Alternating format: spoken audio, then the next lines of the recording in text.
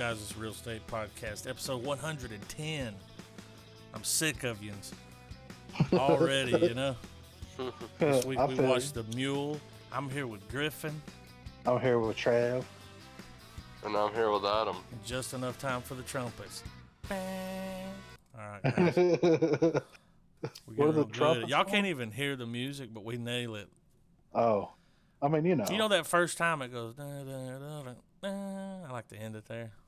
Yeah. It's a good track. So, I just want to go on record and recommend Clint Eastwood for the Medal of Merit. Does he get the Medal of Merit? Y'all know this motherfucker's like 88 years old. He's old as fuck, man. Still, now, what y'all think? Still got it, man. I mean, he still got it. I don't think he's ever going to lose it. He'll be out acting death. You know what I mean? I started watching this movie and I was like, this is going to be boring. But then I was like, I was in there, man. Like, yeah. What a great story. Pulled my ass right in. I kind of wish, this is just me personally, I kind of wish we got more than just a bittersweet ending. The ending was a little phoned in. Well, what I thought he was going to die. Well, I was hoping that like those cartel guys got that shit out of his truck, you know, and then he gets pulled over, and him and Bradley Cooper's character have a moment where it's like, I know what you've been doing, and he's like, I know you know what I've been doing. You know, that whole moment right there. We kind of. Well, they kind of did because Bradley Cooper looked at him and he said, "You," and he went, "Yeah." Yeah, you already know. You already know. But didn't expect the old guy. He was making fucking bank. What do though? Every time he come out, the money stacks got bigger. Yeah, he was like, I'm not going to count it. I'm not going to count it. When he rolled up in there, he rolled up in that new truck, and they were like, "Oh, pimpin'." Yeah, he was like, right. All right, guys, calm down. Yeah. But it was just showing you, like, every time he would go back, you know, the first time he went there, they're like, "Who the fuck is this motherfucker?" You know? Yeah. And then the last time he goes, they're like, fucking showing him how to text, and he's bringing them apples and shit. Like, he's cool with them. Yeah, but he's cool with everybody. That's the thing. Like, I mean, look, these cartel guys are not the greatest fucking human beings of all time. Did y'all recognize dude from Breaking Bad?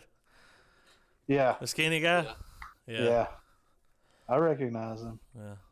We only have so many Mexicans in Hollywood, Captain. And I got to recycle them. But these cartel guys were not bad. Like, you know, they wasn't like assholes. They could even the one guy, the brother or the son. The one that was the family member, he's like, I was on the street. He brought me in. Yeah, that guy was just like, I'm sorry, Pops. You know, Tutu, I'm sorry. Yeah. Tuku, whatever the fuck his name was, they called him. But, you know, it's sad. It's sad because, like, if they would have left this guy alone, seriously, like, and just let him do his thing, everything would have been fine. Yeah, but they wanted to be assholes to him. Put him in this position that he really shouldn't have been in. What was funny is when the cop showed up, what you two boys doing in my town? He came on and he said, Officer, I just picked these boys up at the Home Depot. Yeah. He was cool, man. He knew what was up. Yeah. Dude, he walked over to the car, opened the bag. You could see all the bags. Yeah. And there, you know, and got this popcorn. He's like, "Come on, I'm diabetic. I can't have this stuff." Yeah, it's caramel popcorn. Give it to the ladies at the police They'll station. love it. Yeah. He knew exactly what to do. When he rubbed that Ben Gay in that dog's face. Oh my God. The dog was like, yeah. When it walked away. He's like, "Get away from this, big boy." Because the dog was about to run up. I remember the one when he finally pulled up in there. They're like, "Dude, you just broke the record." Yeah, and he's like, "Cool, I guess." He's driving around. I've been everywhere, man. But he had no idea how much he was transporting or anything. Didn't care. He didn't give a fuck. No. Well, like the first time he did it to get money to help with the wedding. You know, he got his house back. Yeah. You know, here's the thing. He kept doing it. And kept. I mean, what were we on? The last one was the 12th one. Yeah. It was like, dude, after like 5, 6 of them, he would have been good. He was good. Yeah. They wasn't gonna let him stop. They would have killed him if he would have stopped. They'd have shot him because he knew too much. Right. But and I mean, really didn't know anything. He just knew where to pick it up and drop it off at. And he had like dumb luck. Yeah, really. Like, well, really, if I'm a cop and I'm like pull up beside that and look at him, I'm not pulling him over. No, not at all. This old timer ain't doing nothing. What's he got? What are we gonna find? A fucking a pocket knife? You know, like maybe a that fucking cleans gun. his nails with. Yeah, that's the duck most call. Why do you have this? It's the perfect fucking. He's the perfect mule. Yeah, he is. But like when he came out and he had, you know, like his envelopes just kept getting bigger. Yeah. And when he came out, and it was that big one. Yeah. Well, he started doing stuff with it. He fixed the VFW. Yeah. They had a fire, and he's like, if you got $25,000 laying around, he's like, well, I can make that. So, and then he got that, and then they were like, he was actually doing some good with it. He was. Well, and that goes into the idea of like, if you get money doing something bad but use it for something good, who's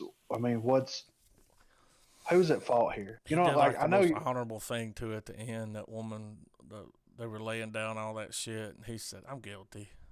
Yeah, I knew what I was doing. I did it. Yeah. She's like, "Sir," he's like, the judge is even like, "Sir, maybe you sure should you don't want to let your attorney talk, because she's gonna get you off." He's like, "No." But that's the thing, like he redeemed himself. Yeah. Like he was a piece of shit dad, piece of shit grandfather, piece of shit husband, but he redeemed himself. But he sat there with 300 keys of cocaine in the trunk. Yeah. At his wife's house while she was dying. Yeah, I mean, some exquisite acting, I must say. Yeah. Oh. Yeah. I was like, damn. Yeah. So. Yeah.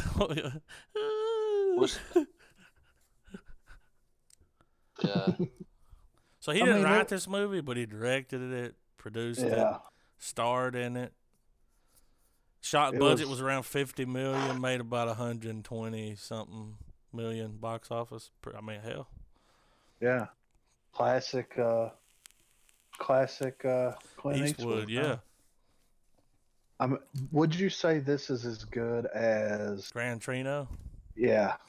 It's up there with it. You know what I mean? Like, yeah. It's like whenever he does a movie, it always has that feel. Yeah. That Gran Torino style. The way it's shot, a lot of handheld. Right. One camera. Yeah. You can tell it's one camera. A lot of him just fumbling around. Let's go through his discography, his filmography here. So he's got a movie that's in pre-production right now called The Ballad of Richard Jewell. Now, is he directing that? Yeah. I think he's only doing his movies now, right? Like, no, this is written by Marie Brenner and Billy Ray. Well, he didn't write this one, but if he's starring in a movie now, he's directing it, right? Oh, yeah. Pretty good director, man. Yeah. So before he did The Mule, then he did the 1517 to Paris, which I haven't seen. I haven't seen that. Sully, he did that. Oh, he was in that? About the pilot? Yeah, he directed it. Oh, wow. Yeah. He directed American Sniper. I didn't know that. Jersey Boys. I didn't know that. Which, look, I loved that movie. I don't know why. Maybe it's because I grew up listening to that music. Yeah. You know what I mean? He directed Hereafter. He directed that. Yeah. J. Edgar, he directed that before Jersey Boys. And then he directed Hereafter, Invictus, Gran Torino, Letters from Iwo Jima, Flags of Our Fathers, $1 Million Baby, Mystic River, Bloodwork, which I love Bloodwork. Have you ever seen that? I don't think I have. It's got Jeff Daniels in it. He's trying to solve a murder. I don't think I've seen it. There's a few on there I haven't seen. Space Cowboys, True Crime, Midnight in the Garden of Good and Evil, Absolute Power, Bridges of Madison County, A Perfect World. I mean, it goes Unforgiven, The Rookie. I mean, it goes on. And Pale Rider. Well, see, this movie was up against the Green Book. Yeah. For Best Picture. To me, Green Book, it was bad. It deserved to win. Better. Yeah. Those two, the chemistry those two had was just like, that's usually the thing with him is like, when he does one of these movies, like he doesn't have he's solo. Yeah. It's just him the whole fucking time. It's like I Am Legend or something, Right. When he did another I Am Legend with him, he's just like, goddamn oh dog. my God. Yeah. I'd be okay with that. The internet fucked everything up. Yeah, didn't it though? They did a good job making him look younger at the beginning. Yeah, they really did. He looked 10 years younger, like, and his voice was a little different, like higher pitch, kind of, a little more pep to him. And I was like, this ain't the Clint Eastwood I know. And then it cut to, it was like 2017. He's like, sorry, it's not more. And I was like, that's him. Yeah, he's back. Liver spots. Yeah. Liver spot. Oh man, it was good though, man. I said, I didn't like it as much as Gran Torino. I didn't like it but it was not bad at all. And it was the ending, that ending. It kind of felt like a cop out. It's like, you didn't, I guess like they didn't want to kill him off, right? And then you kind of want Bradley Cooper to catch his man, like. Yeah, yeah. I mean, this whole fucking time, he even felt bad for it. He's like, I'm the one been keeping you away. You missed your anniversary. Like, yeah. It was weird though that they were sitting there eating together. Like, yeah, I could see them two hanging out, like him coming up to the prison and is everything going okay for you? He came over the car and was talking to him. You could tell he didn't have, there were no hard feelings. No, not at all. He was just like, you take care of yourself. It's like, well. Your number's still 911. Yeah, right. They should have asked him that. I would have fucking died. Worth every fucking penny, Or how about when he's immediately sentenced and he turns around to say goodbye to his family? The one, I think the daughter says, "At least we'll know where to find you." And then her daughter looked at her like, "What?" Like, they kind of like smiled, like a little joke. Yeah. Yeah. I'd have been like, you fucking bitch. Yeah, fuck you, bitch. What was he doing hanging out in that fucking hotel room with those two chicks? Dude, he was banging. Balling, wasn't he? Wasn't he, though? Or when he went to the boss, there's like, boss wants to meet you. He comes in, he's like, look at this motherfucker, man. Look at this guy, Yeah, right. Break the record. I was, whenever I saw Andy Garcia, I was like, is this Andy Garcia? Mm-hmm. Like, is this, I haven't seen him in anything in a minute, Man, I couldn't believe they just shot that motherfucker. For real. That shows you how the cartel works. Like, yeah. 1 minute he's like, pull. And then I was like, damn, what's wrong with him? Having a heart attack? Yeah. No. Dude just shot him. They say he's getting too loose. He got fucked up. Too lenient.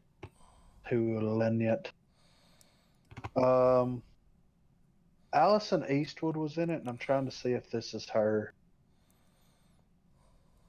If that's her. If she's related. Yeah, I think so. Niece daughter or of something. Clint Eastwood. It's his daughter. Oh. She played the mother. Oh, okay, yeah. That's why he's like, fuck you, bitch. Yeah. I've had to fucking raise your ass. Fuck you. Good, man. That shows you, too, how those DEA agents work. Like, yeah. They bring that Filipino dude in there, and they're like, we got a warrant for your house. He's like, makes you think I'm going to work with you. He's like, we found $400,000. Yeah. Some drugs, a couple guns. Yeah. I mean, what else have you got? You want to go home? You want to go to jail? Exactly.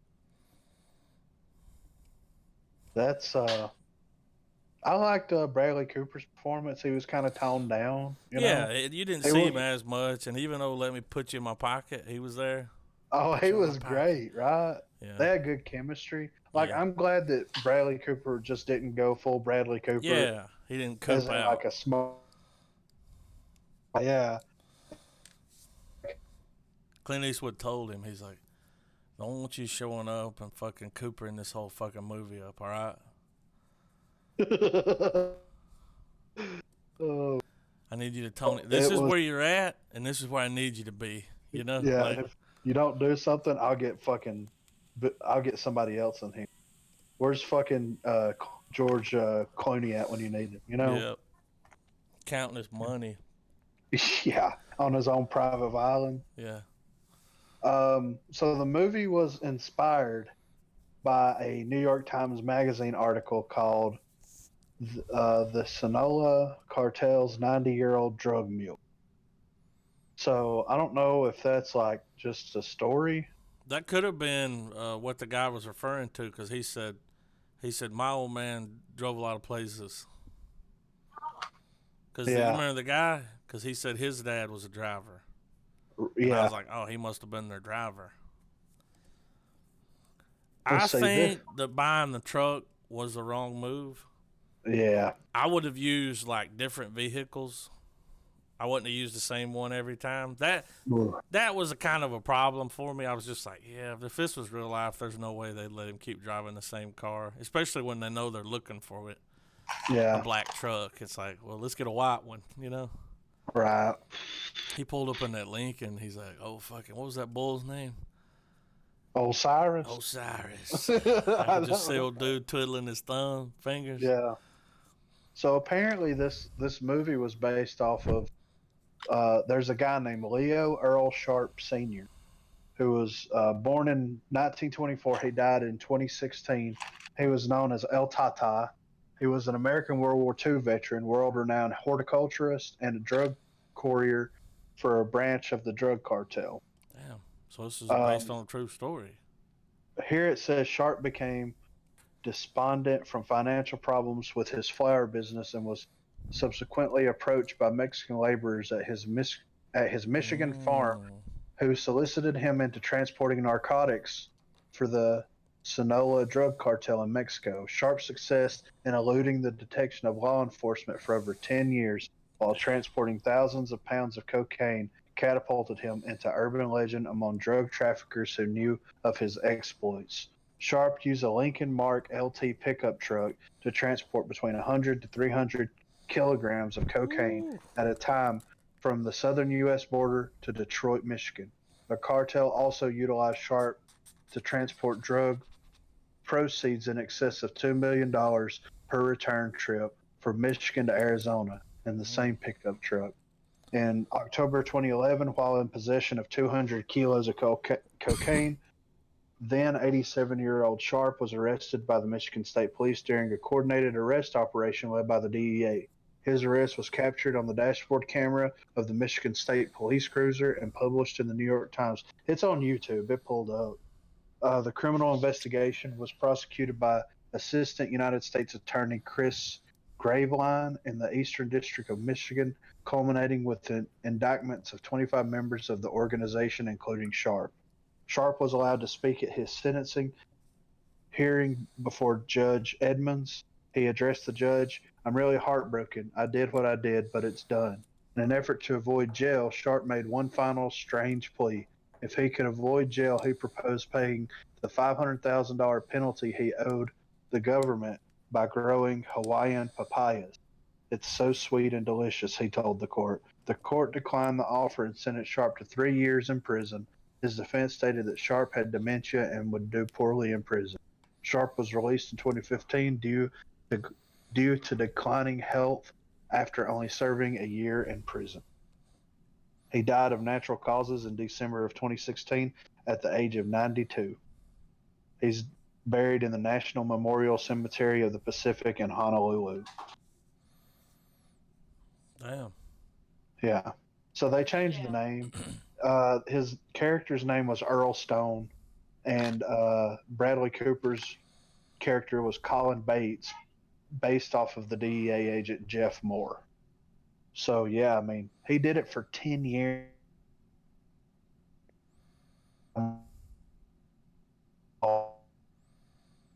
Uh, You're cutting out real bad, man.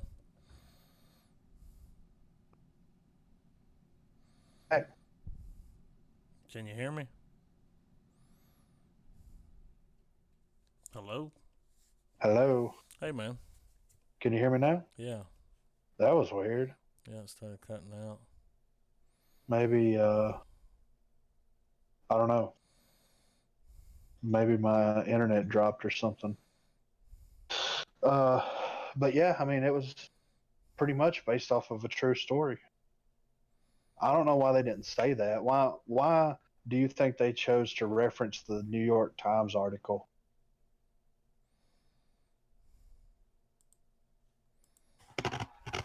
Play it safe, maybe?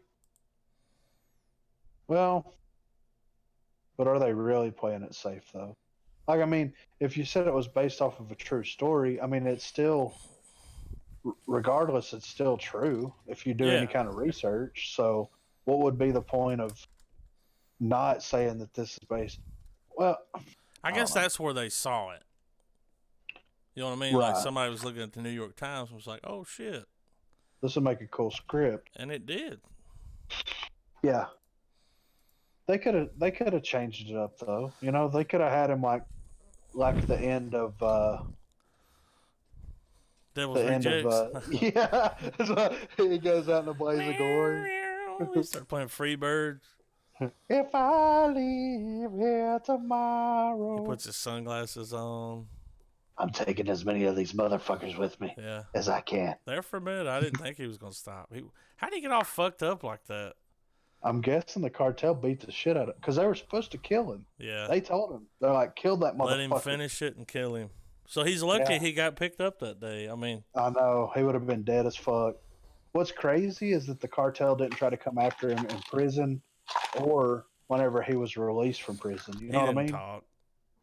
Well, I mean, what could he say though? Like, he's fucking they're going to look at him as senile. What information could he give them that would be credible? But you're right. What was awesome though was 10 years of drug muling. 10 fucking years, dude. Probably go like once a month or 12 times a year. That's so 120. Lot, dude. We'll say 100. We'll just say 100 trips flat. That's it. And then I thought about that in the movie. I was like, how come whenever he takes stuff there, he don't bring stuff back? I mean, like money or whatever, like bodies. I don't know. He's all willy-nilly, dude, eating fucking pulled pork sandwiches and shit. Like, hey, so the best pulled pork in the Midwest right here. He's fucking lollygagging around, like. Yeah. Well, but that kept him off the radar, though. You know. Yeah, because he was just going about his day. Yeah, him having two chicks come back to his room and being an old man, that's avoiding suspicion. You know, if he would have went straight to his room, locked the door, and peeked out the window for 8 like hours, the other guy. Yeah, like. Yeah, give me the a Mexican freaking sitting break. in front of the door sweating doesn't look fucking suspicious at all. Yeah, right. He says, "What's this fucking guy doing? He's crazy. He doesn't care. He's not paying attention." It's like, well, you're here. What's he got to pay attention?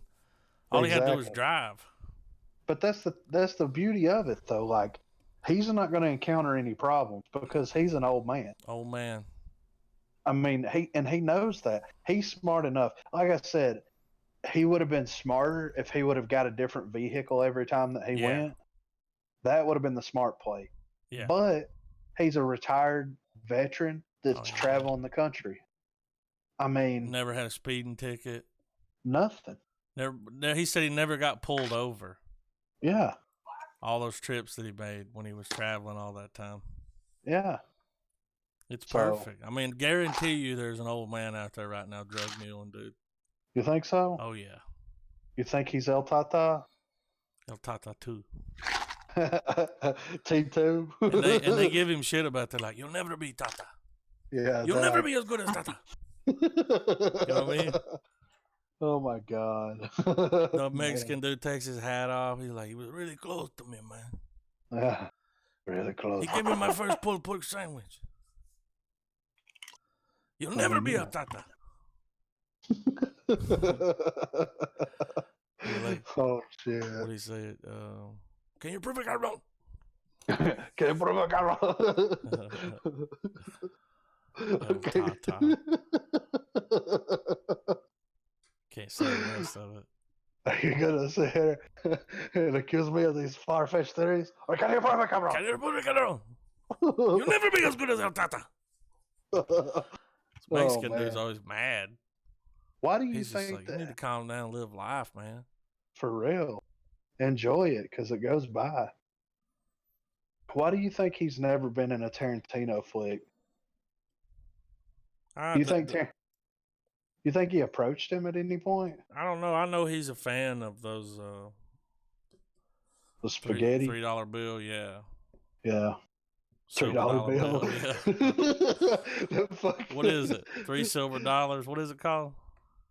A fistful of dollars. A fistful of dollars. That's it. $3 bill. $3 bill. You were fucking thinking about You'll that. You'll never album. be as good as El Tato. El Todo. Oh man. He's got some. I would love to get a box set of all his westerns. Probably get it on Blu-ray. Could you imagine watching that on Blu-ray?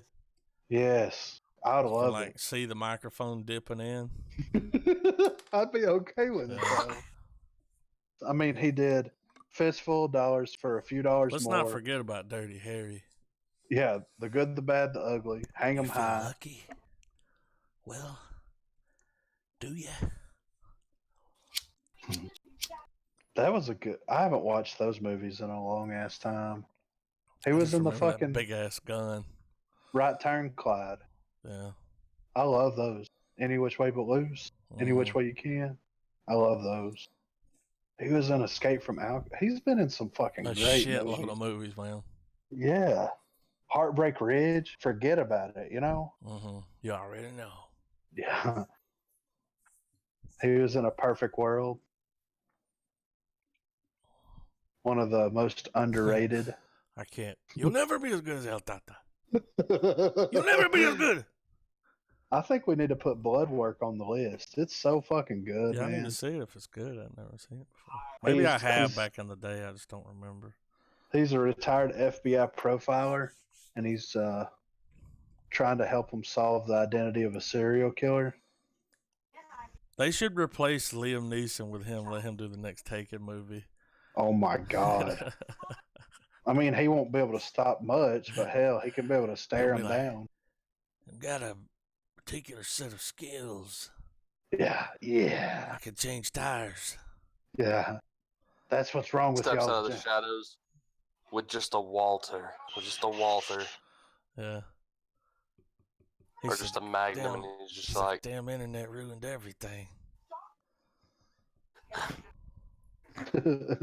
But it did, though. Yeah, I mean, especially for people like that. I mean, it did. Ordered flowers. I mean, it was. If it wasn't the internet, it was Walmart. Right. What if Clint Eastwood reenacted the story of Ron Watt's tater salad joke? Oh my God. That's the Oscar. Like, where I'm from, gay people look like you. That's it, buddy. You're out of here. He said, where I'm from, gay people look like you. He steps out again with the gun, and he goes, "You caught me. You caught the tater." Yeah. You got me. You got the tater. Or good old, give him a good old "you, me, and a gun" speech, Yeah. You feel lucky? You should, because you caught the tater. Tater. Reenact tater salad. I would watch the shit out of it. I like to see him do a comedy. Well, you notice when in his older years, he doesn't. Yeah, he doesn't. They're always real serious and borderline racist and borderline. Yeah, he gets away with it, man. Because he's old. When I get that old, I'll be able to say whatever I want. When I get that old, I'm gonna wear old man short shorts that are so short my balls poke out.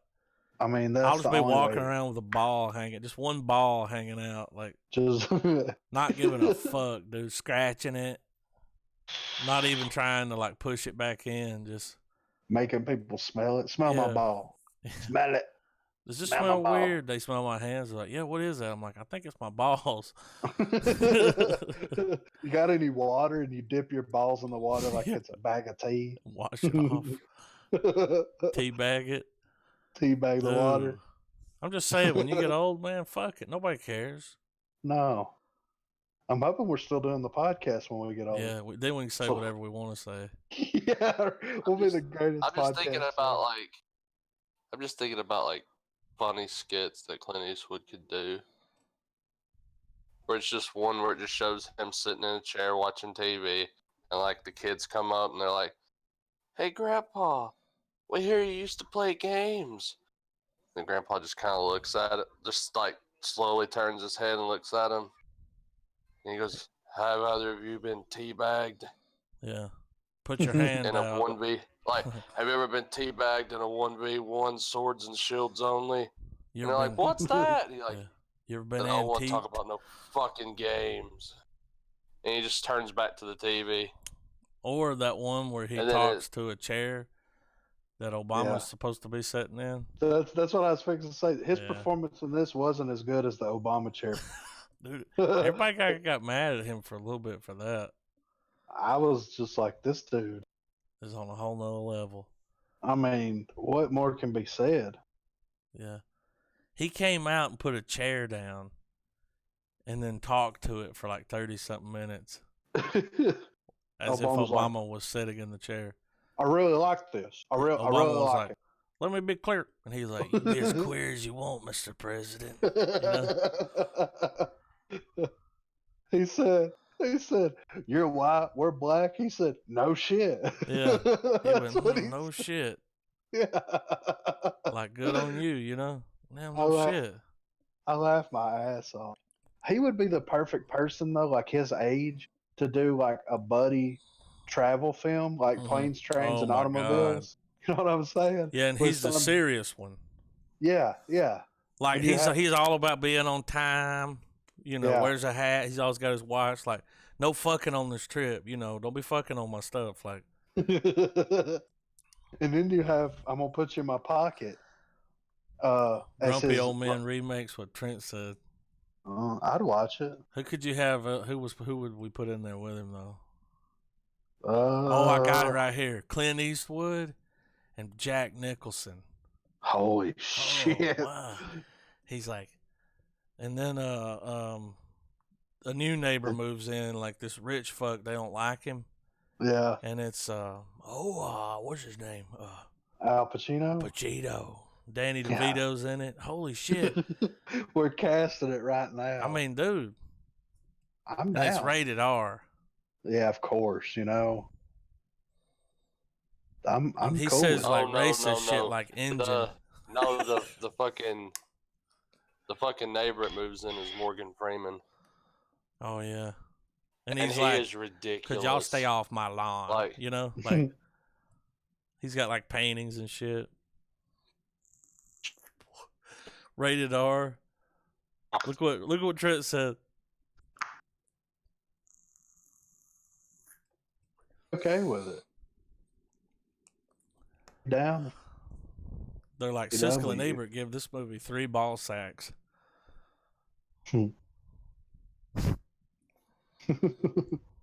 That fucking stretch down to your kneecap. I give it a kneecap ball sack.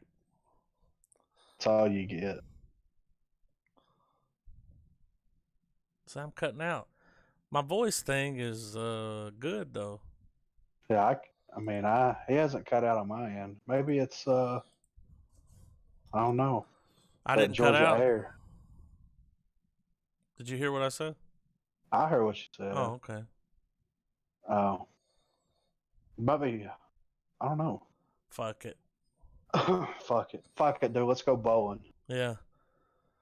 So, y'all want to rate it? Yeah, I'll give it a star. I liked it. Or are you gonna buy it? I don't know. I don't know when I would watch it again, especially like anytime soon. Yeah. It's not really. I'm not giving this movie a half star because I didn't hate it. Right. I'd recommend someone watch it. Cool story. Like, yeah. You know, it's like, yeah, that makes sense. Old fucking El Tita. El Tata. El Tata. I think Man Trent said tits. that means man tits. El Tata. Is that what that means? I think it does. Yeah, I think that. Oh, he said no. That would What have is been so fucking funny if they were calling him man tits the whole time. Old. I think it means old balls. Let's see. Tata translate. And he's like, "Come in here with your shiny balls." Oh, Tata means dad or pop. Ah, okay. So El Pop. Yeah. El Tata Old man. means dad. Mm-hmm. That's the direct translation. Start calling my granddad El Tata. You'll You'll never be as good as El Tata. He'll be like, I'm better than El Tata. What would you do if you find out that your granddad was mule and drugs? I'd believe it. Really? Here lately, he's been on this lavender kick. Listen, man, listen. This is some crazy shit. So he fucks with these essential oils, right? Right. Now, and to quote him, he's not usually down with no foo-foo shit, okay? He don't fuck with foo-foo coffee. You know, like those little metal, that magnet bracelet supposed to none of that stuff. Dude. He don't fuck with foo-foo. But as soon as he starts to get sick, he'll be in there with that potion box, dude, rubbing fucking, barley on his fucking elbows, whatever it tells you to do, rubbing shit above his lip, like peppermint, like, it's all extracts. Yeah. Dude, lavender, you can smell lavender and it'll like kind of make you sleepy, calm you down, it's good for like anxiety. Dude, he drank it. You're not supposed to drink it, but it fucked him up. He called me, he's like, I'm a little bit fucked up off this lavender. And I was like, what do you mean? He's like, well, I mixed it with some water and I drank it. He's like, I want to see if I can get a bigger bottle of it. Like, go online. This really happened. I said, I don't think you're supposed to drink that, man. He's like, I don't know, but I feel good, like really good. You're like, Tata, what are you doing? Yeah, dude, he was doing taxes. And he's like, I need some lavender. I'll be right back. He's turned into a lavender head. He said it worked, man. Because some of that stuff, like the lemon, you can mix it with water and drink it. Yeah. Like it's good for certain things. They got a list of shit. You can't use a plastic cup, though. Right. Because that lemon will melt that fucking plastic. But, so he went in there and was looking at that lavender, and he's like, I'm going to fucking ingest some of it. And he did, man. He said it fucked him up. He's like, he's like, man, I'm in here. I'm all jacked up on lavender. And I was like, dude, what? This is what Google says about drinking lavender oil. You ready? He didn't drink it, Oh. He mixed it in with water. Yeah.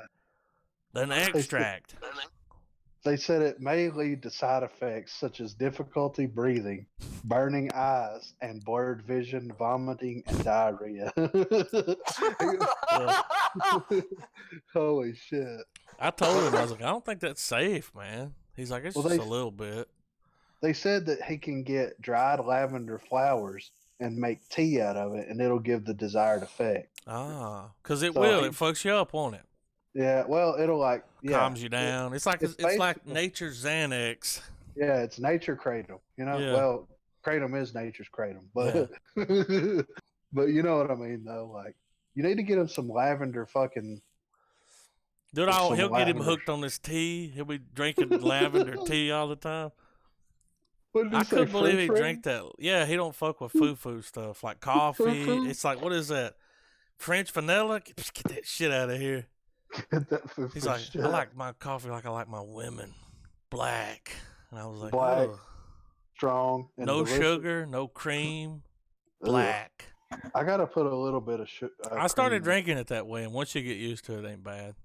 Well, I can drink it black. It's just like, it's like, why? When you can put live. Yeah, I used to put cream in. I used to like to put a little.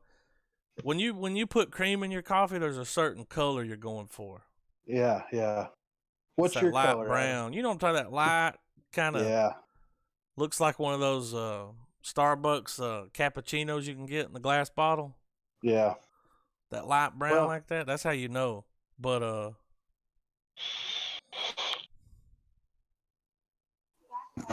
What the fuck? He's all about those fucking.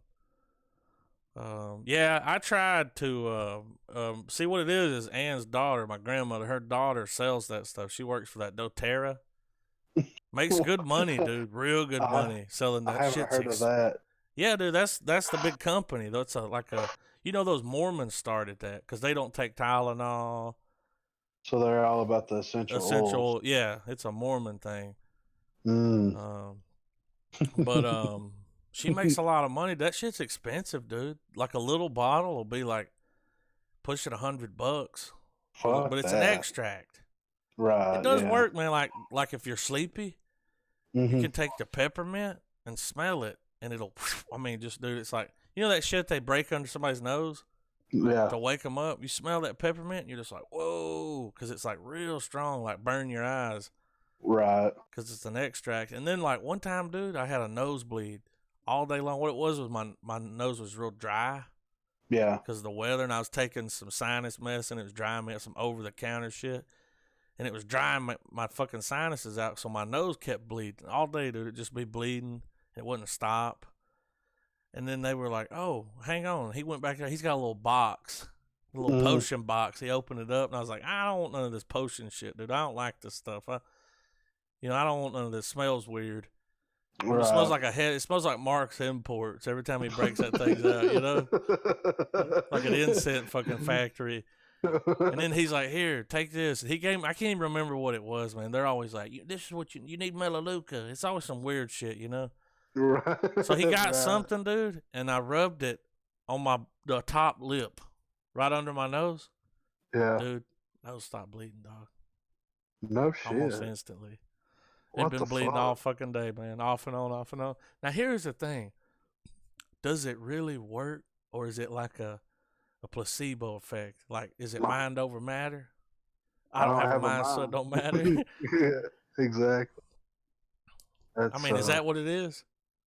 I think so. Because they've proven that works, dude. They were giving these people, they did a test with people, and they gave half of them sugar pills to help. They told them it was for pain. It was a new pain drug. Right. And these people came in and was like, yeah, it worked. And they were like, that's weird because you're taking sugar fucking pills. That's all it was sugar. Right. They've done a lot of studies like that. And if you trick your fucking body.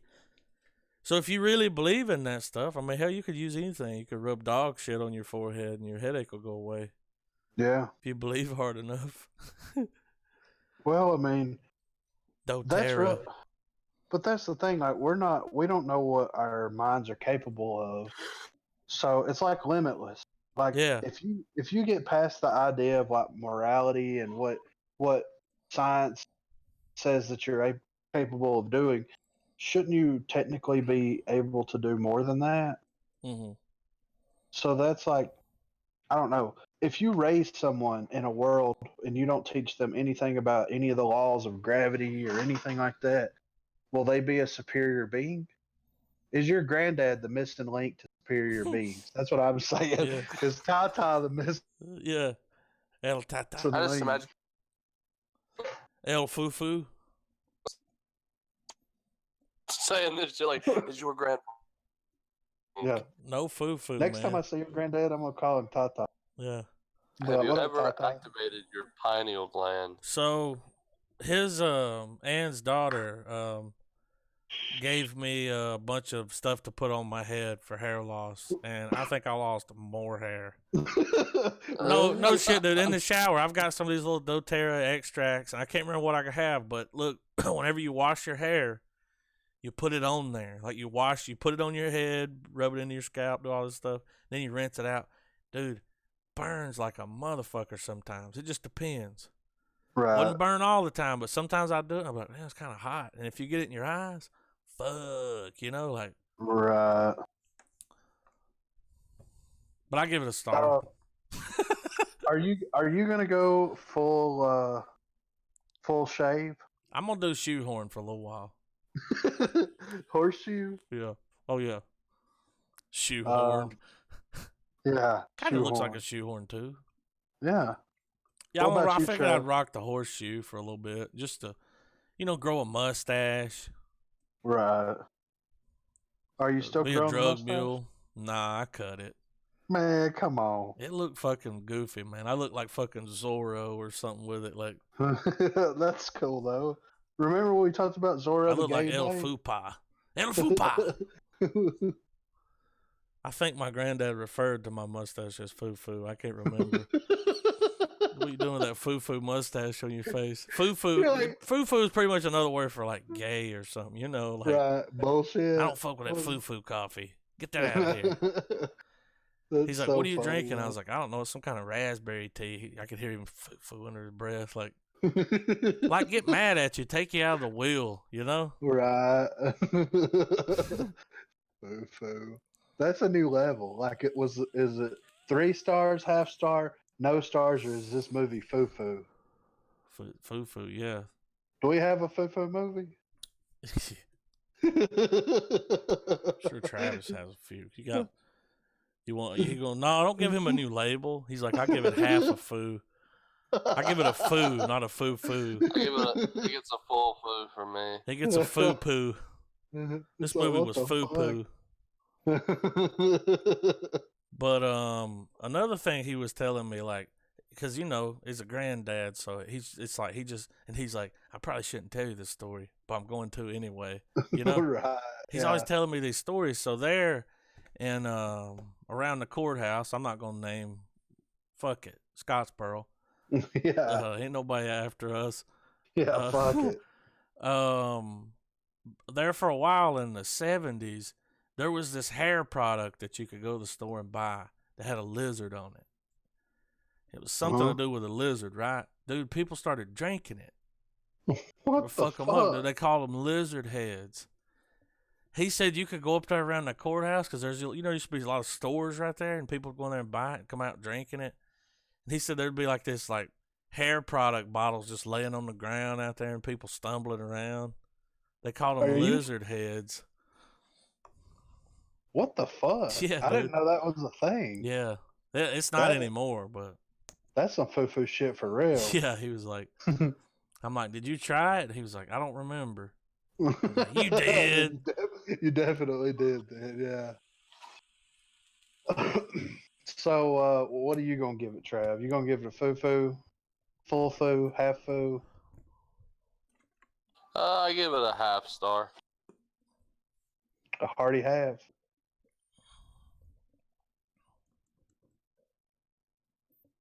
Hello? I mean, it was, I mean, I wish it had been more of a great, like, the whole thing that killed me was that the flower business was his, you know, his go-to, or what he abandoned his family for. Well, that's part of that's the true story.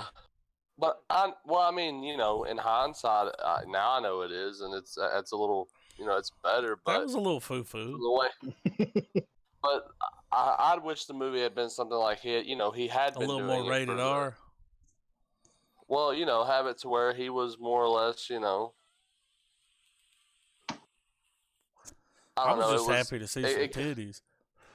Yeah, right. He was too. He had 2 girls.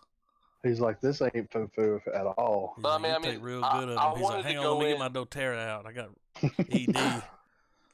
I mean, I wanted to go in it with the idea that it was going to be a full star movie, but at the end, it was just a half for me, man. I don't see myself returning to it, but it is a good movie and it is worth watching. It's worth watching. I don't see watching it again. Absolutely. Either. Right. It's kind of a one and done, but that doesn't mean it sucked. It's just yeah, seen it. Well, I would definitely watch Green Book over this. Yeah. Like, if I had to do a second fucking viewing, that's fucking Frank, huh? You would have balled up Frank? Balled up beef Frank? So, but, I'm going to give it a full star, but everything we just said is true. I don't see myself watching this again anytime soon. I mean, it's not even one that you want to, like, you got a buddy over and you're like, hey, you want to watch a movie? Yeah. It ain't even one of those. It's like, watch it on your own time. Here, you can borrow it. It's one of those, it's a talking point, though, because if you run into somebody that's seen it, they're like, how crazy would it be to run drugs and you don't know what you're running. Like While that. I was watching the movie, I thought about it. I got a real clean driving record, man. Do you? Yeah, I don't never get pulled over, dude. Drive a Buick, dog. I don't. I mean, I can't Never get pulled over. I can't do it. Got no tattoos. I mean, I'm out. When I get pulled over, I'm just like, "Hi, officer. Is there a problem?" I'm real nice. You know what I mean? Like, yeah. I turn into a different person. Like Christopher, you're like, yes, yes, sir. Step on out the car. All righty. Howdy diddly do, neighbor. You know. Who the fuck? I turn into Flanders when I get pulled over. Your mustache grows in full. You're like, shit. I pull a Bible out and set it on the dash. He's like, if you got any weapons, and you're like, the word of God. Yeah. That's my only weapon. No, I'm like right here, and I pull out a cross out of my pocket. It's the only weapon I need. Yeah. Put that away, sir. Get shot. What about that one dude that got out of the car and he was like, "This is the most dangerous 4 minutes of my life." He wasn't wrong. No, dude, really. Yeah. So, but yeah, I give it a full star. But I mean, if I buy a pack of movies and it's included, I'm happy. But not seeking it out on Black Friday. Negative. I would recommend somebody watch it though. Oh yeah, I think everybody should at least one. It's pretty good. He still got it, man. He's 88 years old. Mm-hmm. That's impressive. Never lost it. You think he'll make 10 more before he croaks? I don't know. He seems like he takes care of himself. Yeah. Well, you know, you got to quit smoking at some point. Am I right? You think he smokes? I mean, he did back in the day, right? I don't know. All those westerns. I think everybody did. Back whenever they even let kids smoke. Cancer. There were like 4-year-olds smoking in the commercials. Yeah, Want to shut your kid up? Give him a cigarette. Yeah. Could you imagine living in that world? No, but I can't imagine living in this one, and I do. Like, you're right. This one's crazy too. But there's commercials online, drive-in commercials that they would play during the drive-in. Yeah. These are from like the 50s, and it shows a mom, a dad. What it was, they were Lucky Stripes. Is that what they were called, Lucky Stripe? Yeah, cigarettes. Lucky Strikes. Strikes? Okay, not Stripe. I don't know. But I wasn't there. Do they still make those? Yeah, they're filterless. Ugh. Have you ever smoked shit. Well, you ain't. I've smoked filterless. Camel makes I've had a cigar. Cigarettes. That's about as close I get without a filter, but I've rolled my own. Yeah. But hey, do what you got to do, dude. In the commercial, they're like, "Come down to the drive-in, enjoy a movie, catch a matinee," and the whole family sitting in the car smoking cigarettes. Even the kids, dude. The kids got cigarettes. That's amazing. Crazy. I wish we could go back to that time. Simple time, yeah. Yeah. The only thing we had to worry about was seeking shelter when the bombs flew. Yeah. Was building the bomb shelter. Now it's a lot more complicated. It's like, who's bombing us, and are we going to seek shelter when they do bomb? Yeah. And now they use dirty bombs. Yeah, it's got they a put big like fucking nails and shit in them, and I didn't mean like that. Now those damn dirty bombs, man, they'll put like glass and nails. Y'all know what a dirty bomb is? Yeah, staples. Oh my god, dude! Yeah, like they just go to the hardware store and anything sharp, they put it in there. Razor blades. They dump it in there. Dude, can you imagine being next to one of those? Body just full of nails. No. Nails stuck in you the wrong way. Well, those are IEDs. Dirty bombs are actual like contaminated bombs that release like pathogens. Well, a while back they had some bombs go off like that and on the news, which I know it's fake news, but they referred to it as a dirty bomb. That's where I got that. The only time a dirty bomb goes off is but isn't any kind of bomb really like a dirt? Like it's all gonna cost. You know what I mean? It's a bomb. Yeah. I mean, you're right. Well, do y'all want to get into the GOT. Na na na na na na. Game of Thrones. Yeah. Game of Thrones. Hey, he said it's definitely not how I picture myself dying. I always picture myself dying 80. He said, what did he say? 80 years old in my own bed with a belly full of wine and a woman's lips around my cock. Yeah. Y'all remember he said that in an earlier season? Do y'all remember that? I remember. Like season 1 or something? That guy, that Viking looking dude was like, how do you want to die? And he was like, 80 years old in my own bed with a belly full of wine and a woman's lips around my cock. Yeah. And he brought it back, dude. There's been a lot of throwbacks to season 1. Yeah, and there has. Just this last episode alone. I'll let Trent, tell him what you told me earlier. I took a screenshot, but I wasn't going to tell nobody. So you got a theory? No, whenever she got knighted. Oh. Brienne? Yeah. Is that her name? Brienne? And he's right, a knight. He said he cried a little. I kind of cried a little too. I got a tear. I felt I was happy for her. I was so. She's wanted happy. that this whole time, and he's like, "Why can't you be a knight? Because this motherfucker don't know shit, right? Right. Fucking Dragon Age carrot top. Yeah. He don't know shit. Dragon Age carrot top. Why can't you be a knight?" And she said, "I don't know. It's tradition. Yeah, it's just tradition." He's like, "Fuck that." Yeah, fuck tradition. What'd he say? I'd like to knight you 10 times over. Yeah, I'd knight you 10 times over. Holy shit. I feel like now there's a love triangle between her, Jamie. Who do you think she'll pick, though? I think that those two guys will end up fucking each other before she fucks any of them. Yeah, she's stingy with it. Yeah, she's like, I ain't coming off this pussy. You better get in line for this pussy, okay? Sorry, I went a little foo-foo there. You did. You got a little foo-foo. Yeah, sorry. Did you cock your head and snap your fingers?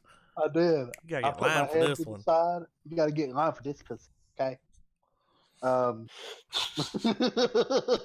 So I don't think she's gonna give it up to anybody. I think that like next episode is gonna be no talking. It's gonna be all battle. She might let one of those dragons fuck her. She could probably handle it. I'm just saying. This episode was pretty good. It was cool to see everybody sit around and they're like, it was like the final hour. Yeah. They were all like, well, we better get some rest. Nobody went to bed. No. I was like, yeah, right. I mean, they're all expecting to die. Yeah.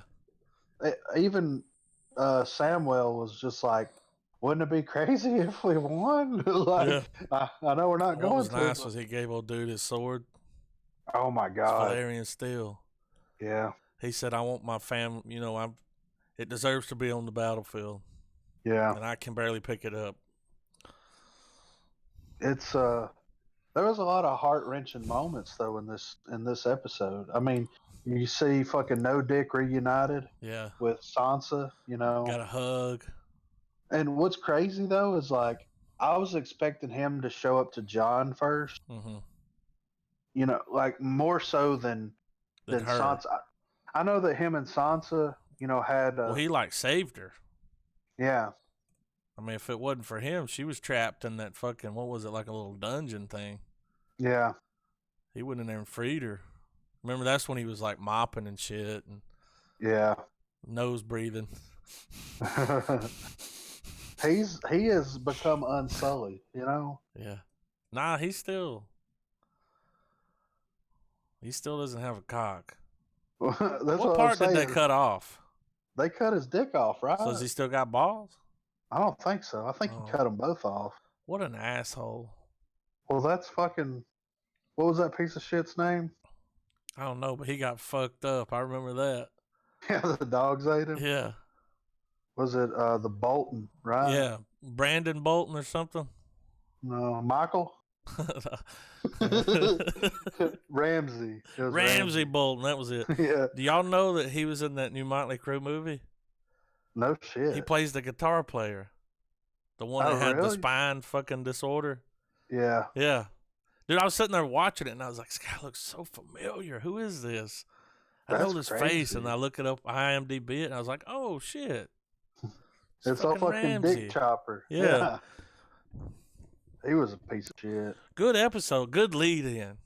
Oh yeah. I mean, dude, I'm glad there wasn't a lot of action in it because you know that the next couple episodes are going to be balls out. Now the real question is, what do you think Cersei's play is here? I don't know, man. She wasn't even in this episode, was she? No, not at all.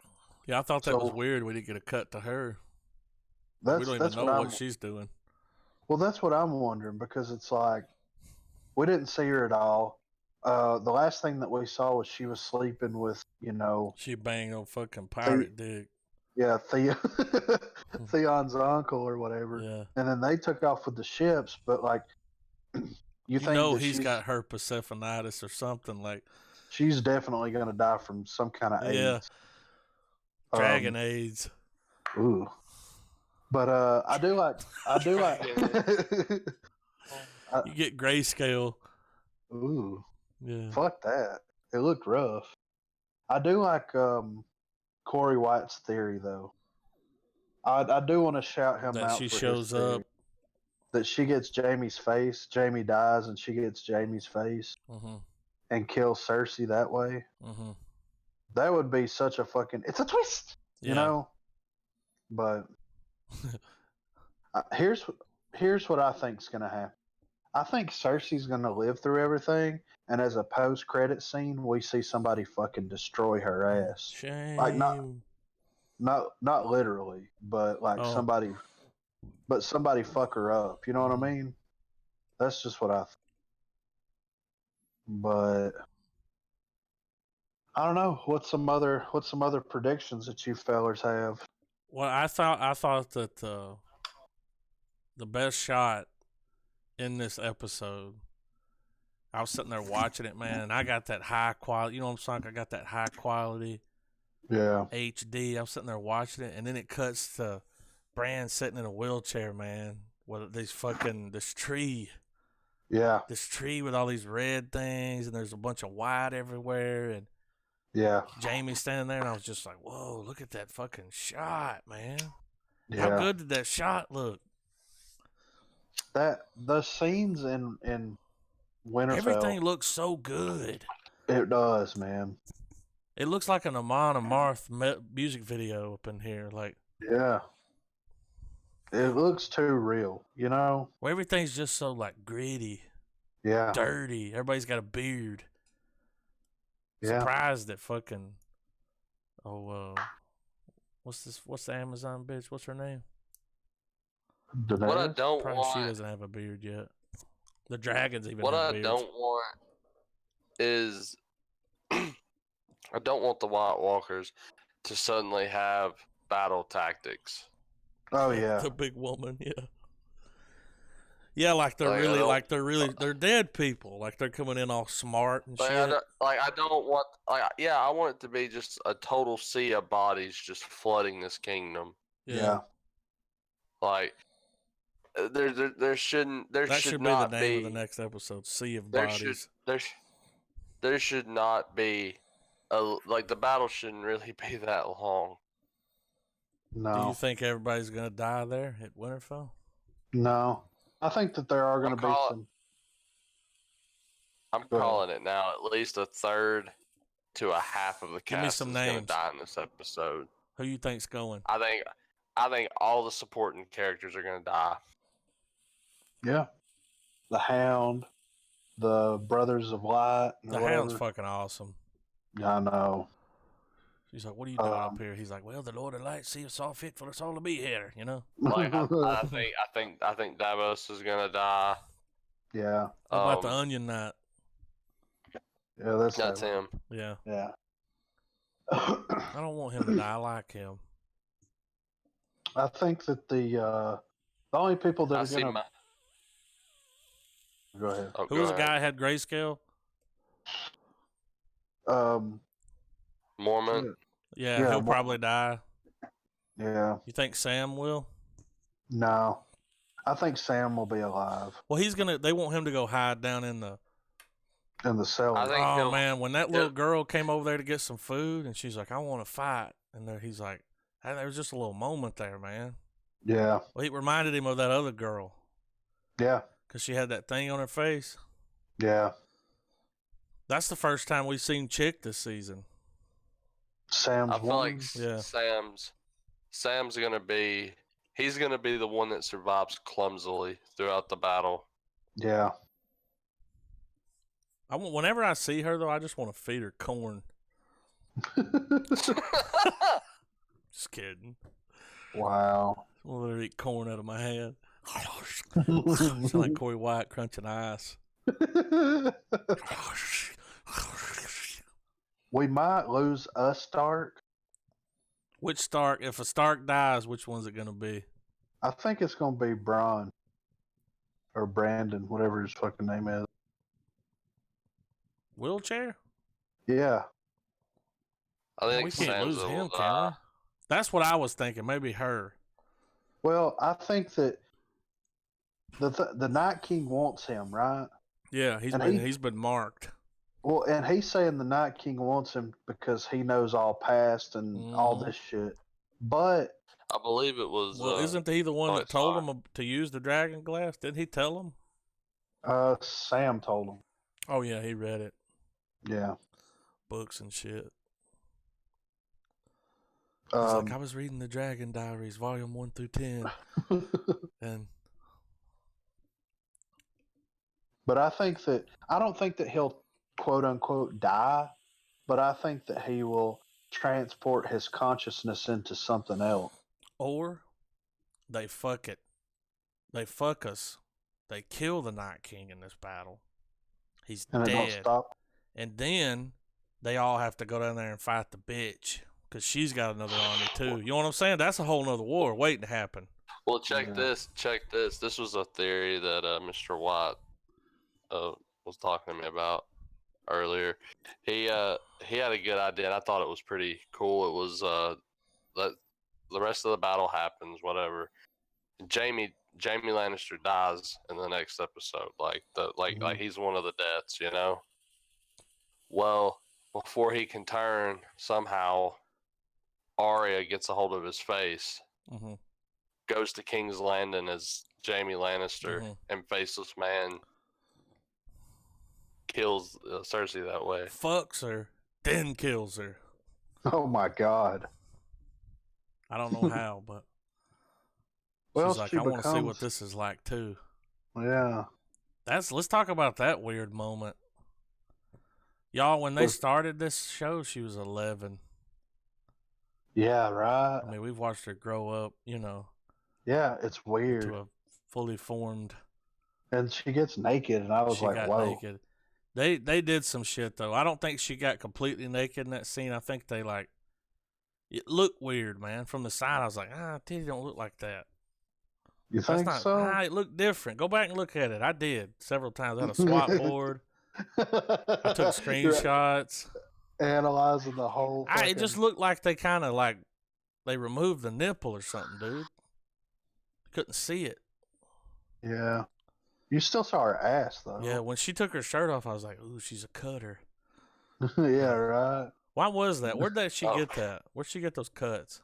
That's from training, right? I don't know, but whenever she pulled the thing off, she said something about I'm not the Red Witch or... Yeah, remember the fucking... Because she wanted to bang him. Well, right? Didn't the Red Witch bang him? Yeah. She's the one that put the leeches. She got pregnant. It got fucking weird. That got real weird. Yeah. What happened to her? Didn't they kill her? No, they let her go. No, didn't. She brought John back to life, right? Yeah, and then she split. She fucked off. Yeah, but she's still out there somewhere. What if the army of the dead's gonna show up? I mean, is Holdor gonna be a fucking White Walker now? Yeah. We're gonna see all these people. Yeah. Oh man, and they gotta kill them. We gotta watch them die again. And then, as people die, they come back as White Walkers. Right? Yeah. So they're just gonna keep feeding them. So right here, Jesus Christ, it says that where is Melisandre? That's that chick's name. in Game of Thrones season 8. She can't be gone forever. So there's people like hours ago talking about where she's at. And what she's been doing. But wasn't she going to get the Lord of Light or some shit, like summon the Lord of Light or some shit? The last time we saw her, I don't know what she's wasn't doing. she going to get the Lord of? No, the last time we saw her, she was standing in Dragonstone with Varys, and they were talking. Yeah, that's right. Because pretty much Varys told Melisandre that regardless of how the rest of the game or story plays out, that they're where they're at. Like, all the pieces are where they're at, you know? Yeah. That's right. Yeah, because right here it's got it broke down. She arrives at Dragonstone, which is now occupied by Daenerys. Melisandre claims that both she and Jon are the prince that was promised, and suggests that Daenerys summon Jon to Dragonstone to hear of his experiences fighting the White Walkers.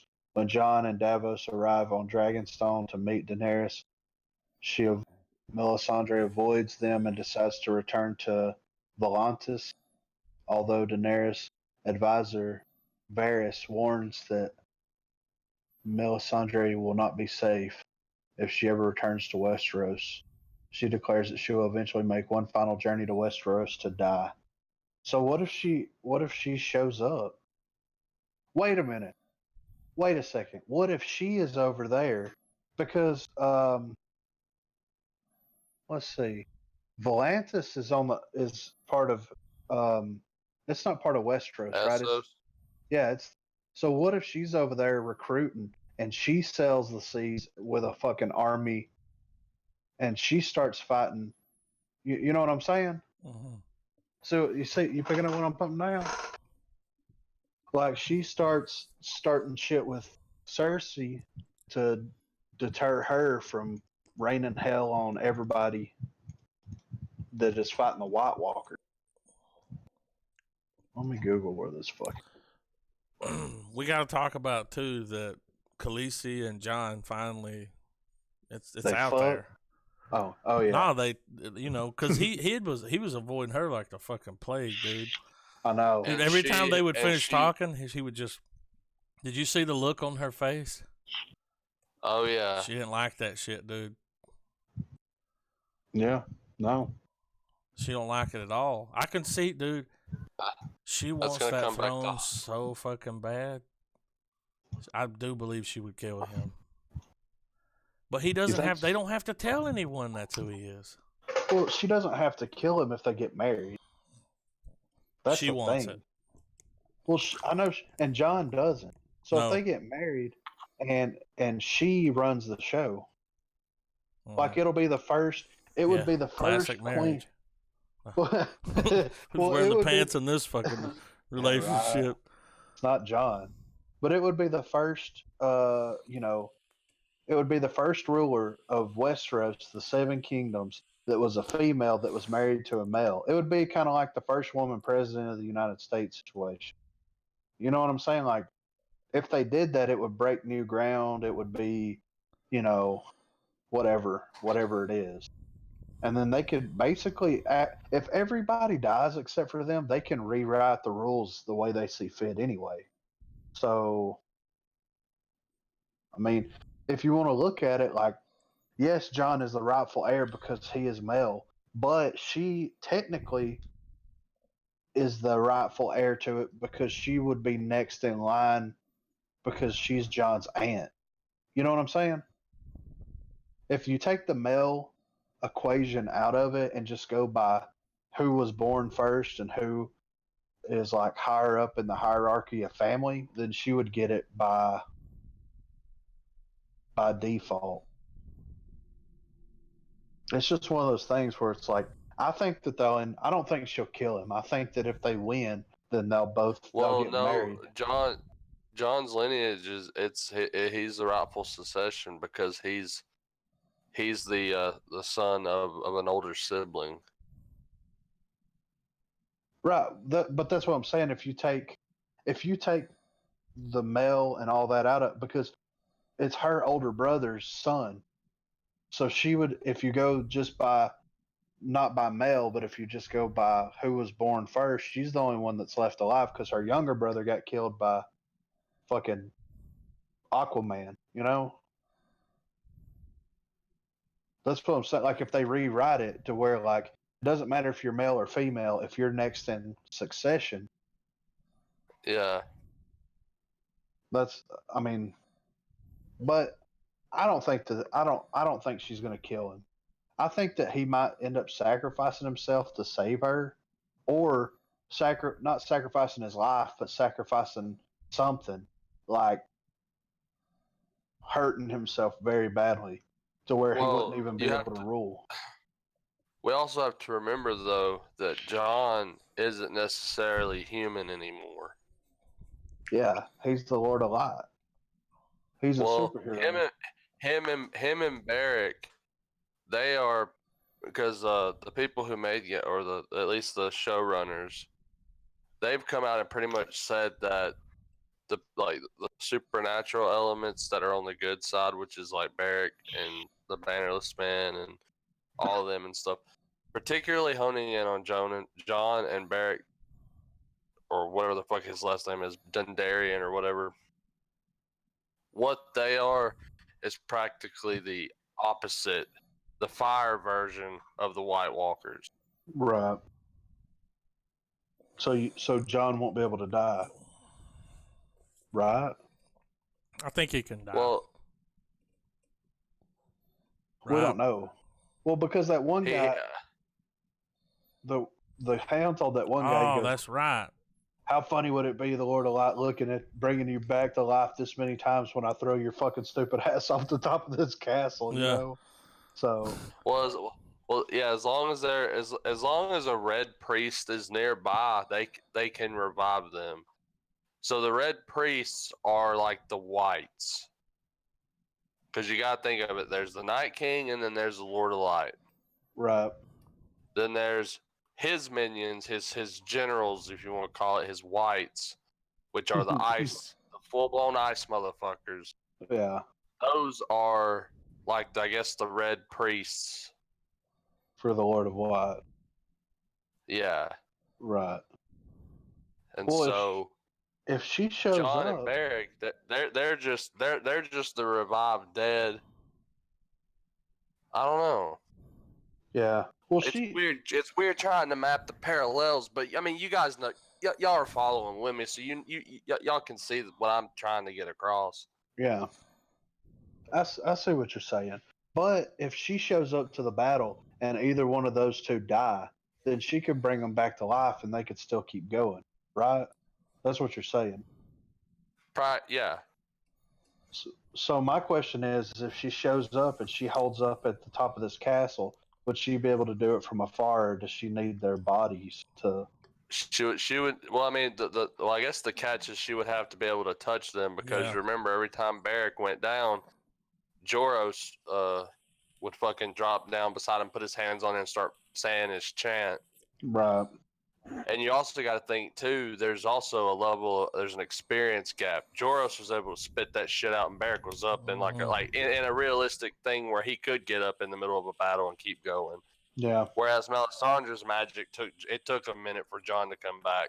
Yeah, that's right. He was out for a couple days. Yeah, you're right, Trav. But who knows? I mean, it could be plausible. Who's to say that she hasn't been meditating on how to do that more often? Because perhaps that's something that that's her role to play. She's the support. Yeah, She's running support in this shit. So like, she's healer. She's Adam G. Yeah. Ricky. I think Ricketts. I think it's safe to say that our tanks are Tormund and the Hound. Yeah. Everybody else is damage. Arya's running DPS. Well, I think that old Night Chick would be she'd be a tank too. She's a hard boss, I think. Yeah. Jamie, would he be considered a tank? Mm, No, not anymore. yeah, because he lost a hand. Yeah, I He's think he would handicapped. be. Yeah, he would be. I didn't even think If about anything, well, he could do tanky things, like he could pull aggro, obviously. Mm-hmm. Yeah. If he's got enough mana. Has he got? Is his sword made out of Valyrian steel? I think so. Yes. His dad make that sword, right? Yeah, he gave them all one, right? Yeah. Yeah. He They even gave down. Tyrion one, didn't he? A little bitty one. No, Oh. he made 3. He made Jamie one. Jamie had. That's right. He was like, "You'll never be as good as Jamie." And then I believe the third one. Oh, that's right. What's his name had one? Fucking Joffrey. Who got Joffrey's sword? I don't know. Joffrey had one. Fuck. Well, it would have passed on to out the window. Yeah. Yeah, he did dive. So That's right. Whoever the fuck looted his body's got that shit now. It sucks that Ned Stark's sword was melted down to make that. I know, right? Like that's like the most underrated tragedy of the show is this big ass fucking sword. Made Joffrey one. Made these little. Didn't they get like 4 out of it? Yeah. He was a real tank. Ned Stark was a real tank. It was legitimately like it's, as far as I could tell, it was the only real true great sword in the whole show. Yeah. Oh, it's great. Goddamn, that shit was big enough to like guts would roll with it. Yeah. Man. On another note, once it's over, are y'all gonna revisit it? Like as soon as it's over? Game of Thrones? Yeah. I wouldn't mind watching it all again. I might give it about a month to just digest the ending. There's a lot of good scenes. Like, y'all remember when fucking Tyrion slapped Joffrey? Oh, yeah. Just slapped the shit out of him. Well, part of me, and I know it's a really long time, and I know I'll watch the show, obviously, way before it comes to fruition, but I'd like to finish the actual book story and then revisit the show. Right. But I mean, I know that's asking a fuck ton. Like, it'll happen one day. It would be interesting if all these years it's been just kind of like he's just been bullshitting us all this time, and he really has the next book done, and he's actually like halfway through the last one. Yeah. Well, it makes sense because he's ready for the show to end so that he can actually have his. Yeah, so now he can get back to. Well, how great would it be that, you know, they do some news and everyone's like, oh, this is going to be the season 8 DVD release date, and they're like, all right, yeah, it's coming out, but so is the next book, and it's like, oh fuck, you know? Yeah, that would be awesome. He needs to get the book out because here's what's gonna happen, man. See, right, you got those fucking true lovers like Travis. You were fucking with it from day one, right? But there's a lot of people that only fuck with Game of Thrones because of the show. Yeah. So it's like once the show ends, like you don't want to wait 2 fucking years and come out with a book. Like you're gonna lose some sales. Of course, all those people like you, they're still gonna pick it up. But you're fucking yourself. You know what I mean? It's like making Avatar 10 years later. Like, yeah. What the fuck, man? Like, you know what I mean? Like he'll be fucking himself on sales. He needs to come out with it around the time that it ends. He needs to drop another book. It's safe to say that while some events are obviously going to be spoiled in the book, I really feel like the story is going to go down such an avenue that it's going to be a different experience. It's going to be pretty much the same thing they've done with The Walking Dead. They've made it to where you could go down either medium and have a completely different story that has very similar, you know, I mean, there's still a core thing to it. It's still this specific setting and story being told, but it's like two there's different enough subtle universes. difference. Yeah, it's like a glimpse into two parallel versions of the same story, which isn't a bad thing.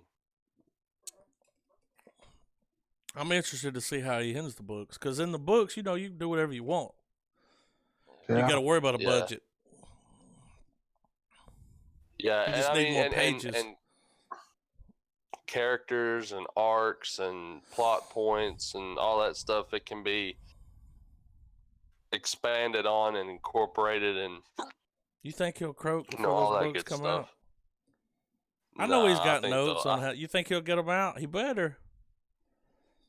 I think once this final season is done and out of the way, and the first couple of years of everybody reeling over the show being over and everything, once it dies down, I think that's when. I think the books will just slide into it. But I feel like by the time the books come out, I feel like it's not going to be as big of a deal if that makes any sense. Like, in the book community and the literary community and everything, obviously it's going to get brought right back to the surface again. Oh, Game of Thrones, it's ending, blah blah blah. But I think as far as the public eye, like, it's going to shift its gaze away as soon as the show's over with. That's what I'm saying. That you're fucking yourself if you wait too long to come out with a book, because it's like right now, like, the show is like the best publicity ever. I mean, and the thing about the show, though, is that it's such a money train in and of itself that I think deep down he probably doesn't care if the books sell or not at this point. Yeah. Yeah, he made bank. I'm sure there's a part of him that's like, yeah, this is my brainchild and my baby, and I'm glad it's successful. But the popularity of the show has been so huge, probably far larger than he ever imagined. Oh yeah, dude, for sure. And he's got that kind of fuck you money that he could probably. He's got fuck you money, dude. Yeah, but that's also what could bite him in the ass, because he could completely bullshit his way through the last couple of books. They'll come out and the fans will know he bullshitted. They'll turn. That may be why he doesn't want to, like, rush it and put it. You know what I mean? He's taking his sweet ass time. When's the last time he dropped one? How many years has it been? Oh man. Exactly. A minute. Yeah, dude. How many books does he have left? 2. Do you think that HBO cut a deal with him where they were like, you can't release those books until we're finished with this show? I wonder if, because it takes away from it if you can read it. Probably not from the get-go. But once it blew up so big, they were like, no, we got to have exclusive rights here. Easily by like the 4th or 5th season, when they realized that this money train wasn't slowing, I feel like probably something was negotiated where they're like, look, man, let the show finish, then finish. Like, book in the TV show, per se. You can go to HBO's website and look at all their TV shows that they've ever had. You know, anything they've ever aired. This is the best one they got. Hands down. I don't think they'll ever top it. Dude, I fucking loved Boardwalk Empire. Right. That's a great show. Highly recommend it. Well, but they won't ever top Game of Thrones. Well, like, going back to where people, like you were saying, like, and I had mentioned as well, where there's hardcore fans that'll pick it apart. You know, my whole thing with Game of Thrones is I saw the promo for it, saw the rundown with the throne and what the show was supposed to be about, and I thought, badass fantasy show, HBO, rated R, count me in. Yeah. I watched like the first couple of episodes. By the end of the season, I'd already read like 2 of the books, and within a few months, I'd already gotten to where the newer book had dropped that year, and I got up to it and read it. So there's people who've been fans of these books since the early 90s when they were actually published. Like, there's people who've been waiting on. So the first one came out in the 90s. Yeah. Oh, the books are old. Dude, that's crazy. Why did it take so long to get picked up as a show? He's got a fucking publishing hiatus that would fucking make Stephen King's Tower publication look like a. Do you think he gets letters like, I'm dying, what's the end? You know he does. Stephen King used to get letters of like people that were I'm like sure he gets. dying, and they were like, "Please tell me what I'm sure happens in the Dark Tower." I'm sure he gets his fair share of hate letters. For sure, hate mail. What was funny was there was when I went to that Renaissance fair, there was this old guy. I actually pointed him out to Trent, but there was this old guy walking around, and he was just some random old guy with a cane, but he had on that fucking George R.R. Martin hat. You know his hat he wears, the fucking the steampunk conductor hat, whatever the fuck it is. But there was some dude walking around. And I said, "Oh, he came as George R.R. Martin." He didn't, but I just thought that was funny. Like, dude, there's so many fucking. There's the novels, and then there's novellas. yeah. Now, what about have they opened their stuff up for fan fiction yet? Where like people, like someone can write the book, and then they'll put it out. It's like, yeah, this is like, he reads it and he's like, yeah, I like this. Yeah, it's cool. You took all these characters and made like, didn't you say there was backstory? Yeah, like Starks when they're younger, like Ed. Well, Ned Stark and all them. He kind of goes he kind of goes full Tolkien, I think. And there's a book he's got that covers the Targaryen dynasty. Yeah. And he even has a book out now. I think it's called The World of Ice and Fire, where it fills in just house histories, Westerosi history in general. Kind of like the appendices to the Lord of the Rings books, where Tolkien would give extra lore, tell shorter stories, and even when he went on to do like the Silmarillion and all the unfinished tales and all that stuff, like I feel like Martin's kind of done a little bit of that, but it's kind of weird that he's done it before even finishing the main narrative, Well, maybe he felt like he needed to hash a bunch of this stuff out, because just looking at his stuff he's got here, he's got a bunch of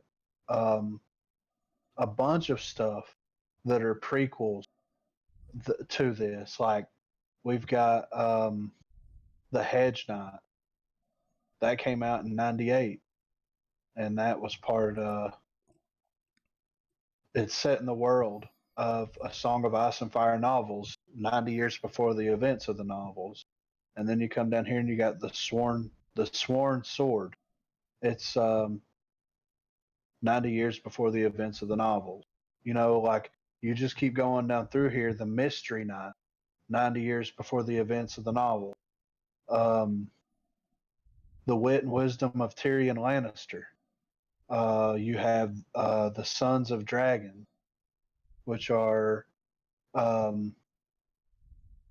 prequel that follows the events right before Game of Thrones. Fire and Blood is the history of House Targaryen. So he's, I mean, if you lay everything out that he has written, it's a shitload of shit. Like a shitload of shit. It's dude. a shit ton. Really? A metric shit ton. All his stuff that he has written, besides a couple of short stories here and there, is mostly stuff that has to do with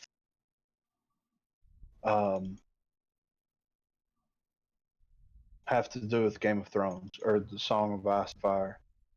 He wrote a lot of fucking TV. He wrote a lot of Twilight Zone stuff in the 80s. Oh, he did Twilight Zone? Back in the day? Yeah, he was a writer, 1986. Wow. He wrote 1, 2, 3, 4, 5, 6, He'll never 7, top 8. Game of Thrones, dude. Nah, He'll never top it. Do you think once he finishes the story, and I'm talking about finishes the story as in once he gets everything. Story. Well, not just the main story, but once he gets everything that has to do with this world out of his system. Prequels, sequels. I think he's done, dude. Sideways sequels. I think he's done. Yeah. You think that's going to be... Enjoy your life, man. Spend your fucking money. After that paycheck, I'd ride off into the sunset. Enjoy your life, dude. Done. Spend your money, dude. You ain't got long left. Yeah. I mean, he ain't in good health, dude. Right. He needs to get some sun. He might be. He might have all this stuff, like you said. He might have it all written right now.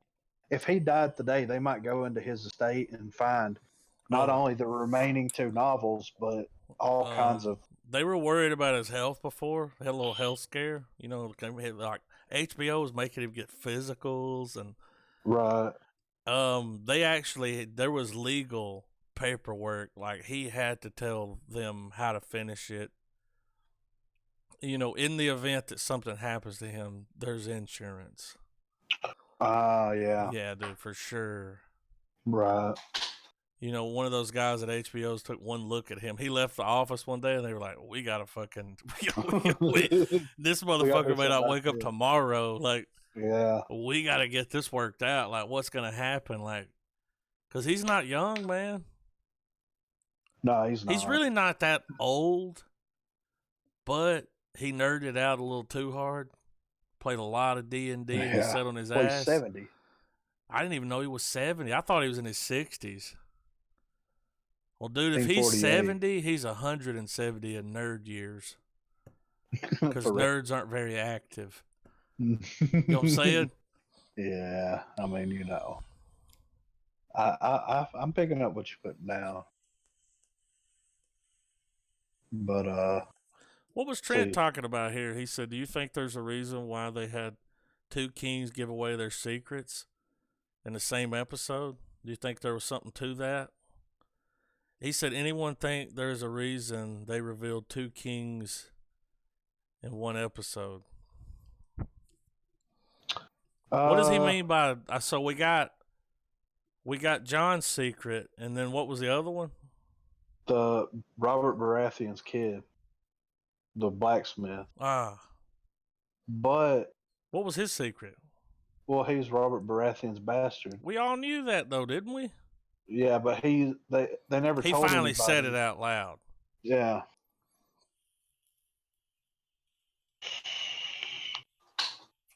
Well, he's one hell of a blacksmith. I think that. I feel like it would set up that regardless of what's going to happen, the great game will always be. Yeah. Robert killed John's dad. I thought Joffrey had him killed. Oh, no. Okay, his real dad. Okay. Yeah. They still have one of the coolest battle names ever. The Battle of the Bastards. Yeah, I know, right? It's a fucking metal band. Well, it is. It's just insurance to let you know that, like, Cersei's not going to stay on the throne, and it could still possibly be. There's always some royal blood out there. Yeah, some royal dick, you know? Yeah. Royal badge, whatever.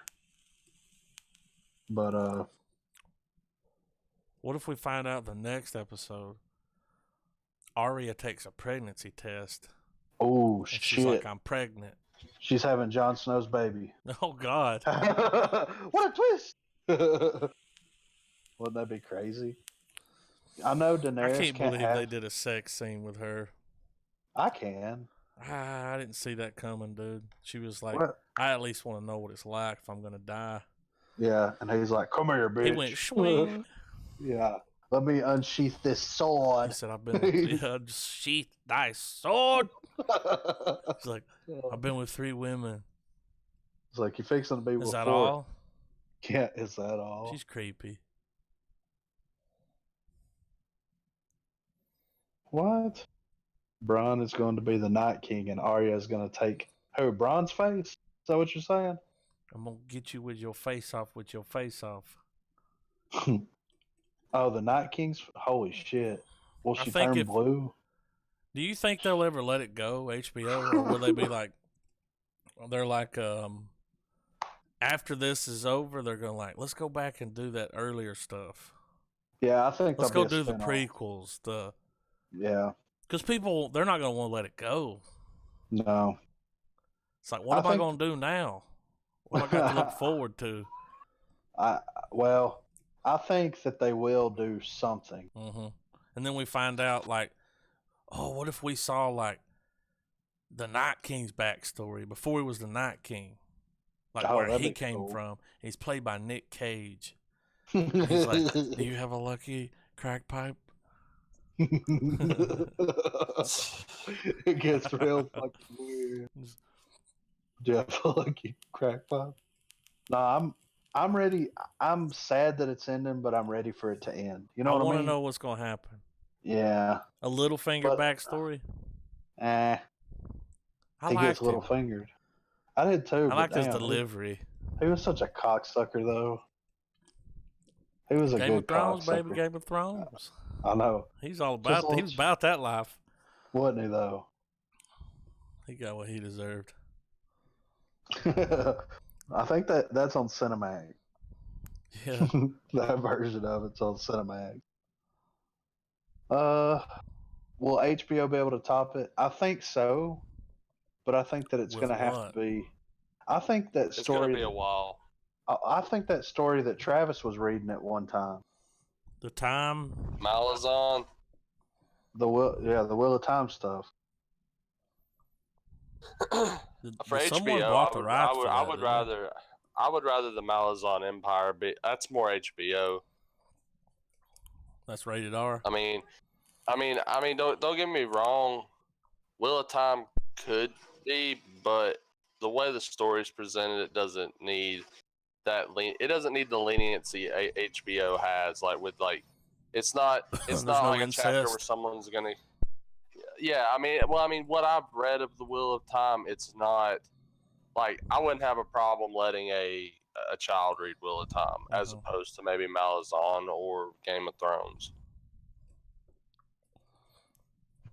Malazan. Well, is there anything else that we need to go over? When does does it Endgame drop this weekend? It does. Sure does. Oh. Panda. Travis dropped a meme the other day that said, "What? All 14,000 alternate endings? It's going to be on the Blu-ray." Oh yeah, the super box set. Are y'all gonna go watch it this weekend, or are we gonna? I'm gonna try to watch it. I can't guarantee that I will. I'm gonna see it in the theater. For sure.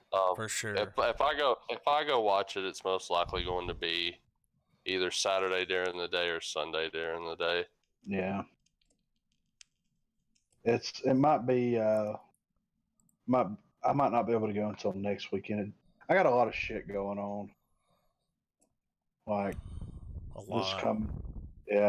This coming weekend I might have to work, and then we've got a birthday party Saturday night, and then that thing Sunday with my brother, and then it's just I don't know. Maybe next weekend we'll. I don't know. If I knew I was going to get off at a decent time, I would just go after work one day. That way, I knew nobody would be in there. But I'm excited. I mean, once it comes out, I'm not going to be on the internet because I don't want anybody will be a dick and ruin it. Oh, they will. I mean, Trav's already seen screenshots and shit, or whatever he saw. Oh. Yeah. No, I saw a much longer clip that I clicked off of after watching like 3 seconds. And was it a clip from the movie? Yeah. They played like a con or something.